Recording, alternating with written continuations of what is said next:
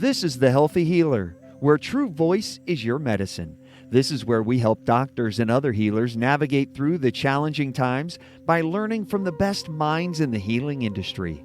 Laugh, cry, and be surprised. It's entertainment, education, and inspiration so you can continue to be the unique and amazing healer you were destined to be. Welcome to humanity. Welcome to The Healthy Healer with Dr. Fred.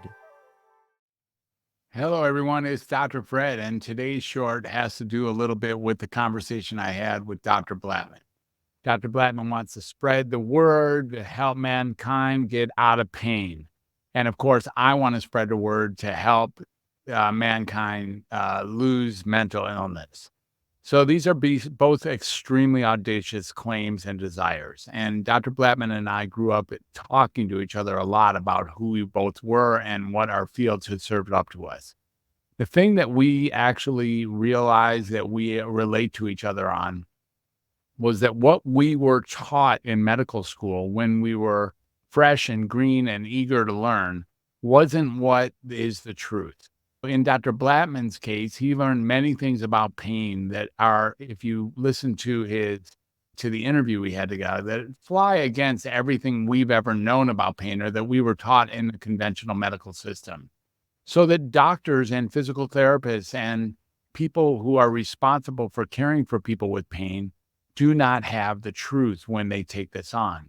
They actually think that some of the truth comes from things that they learned. And Dr. Blatman has like 5 different rules that span the test of time.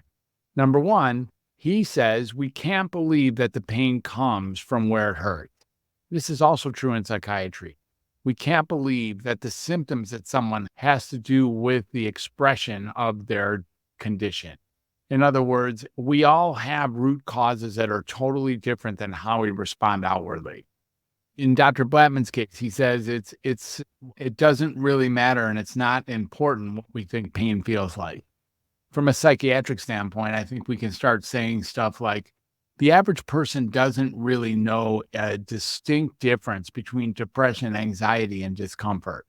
Now, we use those words as if we're all saying the same thing, but there's a thin line between discomfort, depression, and anxiety, and even fear and distress. And so these things, it doesn't matter if it's like poking or stabbing or throbbing. That isn't the point. Our pain centers have us that we are uncomfortable. And that's true with psychiatry as well.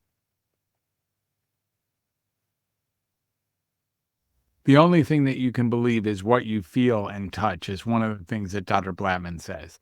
This is also somewhat true with psychiatry as well. It is whatever we feel, whatever our emotions are, whatever we think is, that's what drives who we are in the world. So, where are you tender is the 4th thing. And again, that's what we're pointing to together. Where is the pain actually emanating from?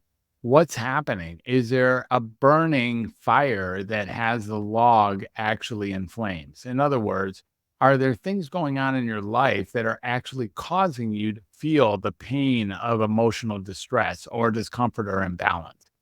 Dr. Blatman speaks very articulately and openly about ways that we can find the source of pain that aren't where we think they are. This is also true in psychiatry and really points to the brotherhood that we are in looking at new ways to look at pain, both physical and emotional. The real question is, where are we looking, and are we looking in the right places to alleviate the pain physically and emotionally? It is my contention that we are not looking in the right place from an emotional standpoint. It's Dr. Blatman's contention from a physical standpoint that we're not looking in the right place. What do we take into our system? This is critical. Dr. Blatman has a list of things that we should not be eating, for instance. I have a list of things that we can be doing in order to cleanse ourselves so that we can connect with other people. Ultimately, the goal of an emotional being is to connect with other human beings. And to really do that, we're going to have to speak our true voice and actually have to be genuine and authentic in our conversations without the fear, without the contractions that often happen in emotional trauma. Very similar, again, to what Dr. Blatman says about physical trauma. The opportunity is to find out what's really so, to see the truth, and then address the truth from compassionate, accepting, and forgiving hands. And then be careful to not add to the pain, whether it's physical pain or emotional pain, by habits that we've acquired over the years. So, what really happened to both of us is that we were taught about how our specialties unfolded and what was at the roots of the issue, both psychiatrically in my case and then physically in his case. And we were taught wrong. So, what's here to do is something different. That is to take on an alternative approach and to transform the narrative of the source of pain, physically in Dr. Blatman's case, emotionally in my case. So the source of pain comes from being disconnected, from not being heard. The source of pain in his world, in the pain world, comes from kinks in the threads that hold together our body. So we can massage these out, and a way to do so is by going to the root sources. This is what Dr. Blatman represents. This is what I represent. And frankly, this is what you represent. It's not very difficult. It's not very complex.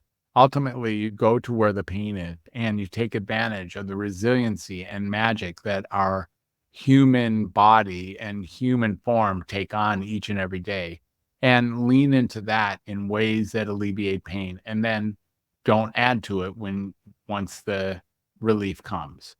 Thank you for listening to our short today. This is what it's about. It's about really getting to the truth and then dealing with it effectively.